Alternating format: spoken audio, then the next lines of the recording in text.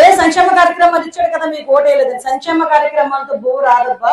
సంక్షేమ కార్యక్రమాలతో పాటు అభివృద్ధి కార్యక్రమాలు వస్తేనే మాకు కడుపు నిండిద్ది. సంక్షేమ కార్యక్రమాలు ఇచ్చింది ఆ రోజుకే ఉంటుంది. అభివృద్ధి కార్యక్రమాల ద్వారా ఉన్నది మాకు నెల నెల ఇంత డబ్బులు వస్తే కనుక మా కాళ్ళ మీద మేము ధైర్యంగా బతికే పరిస్థితి మాకు కల్పిస్తారు.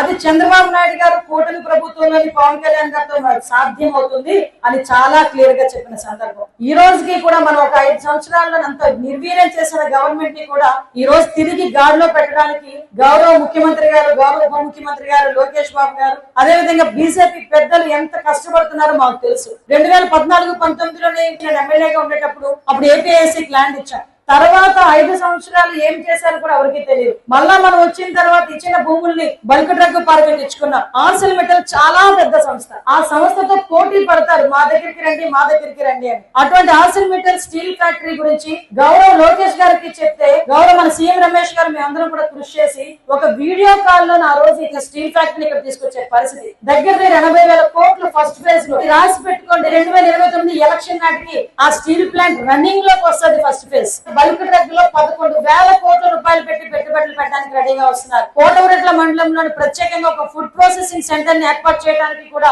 ఈ రోజు కలెక్టర్ గారితో, అదేవిధంగా మేము పరిశ్రమల శాఖలతో, వ్యవసాయ రంగం వాళ్ళతో కూడా నేను మాట్లాడుకున్నాం. దానికి కూడా ల్యాండ్ కూడా మేము ఎదుగుతున్నాం. దానికి సందర్భంగా ఈ సందర్భంగా కూడా మీకు అందరికీ కూడా తెలియజెప్పాలి. అంటే ఒక పక్క అభివృద్ధి చేస్తేనే ఒక పక్క సంక్షేమ కార్యక్రమాలు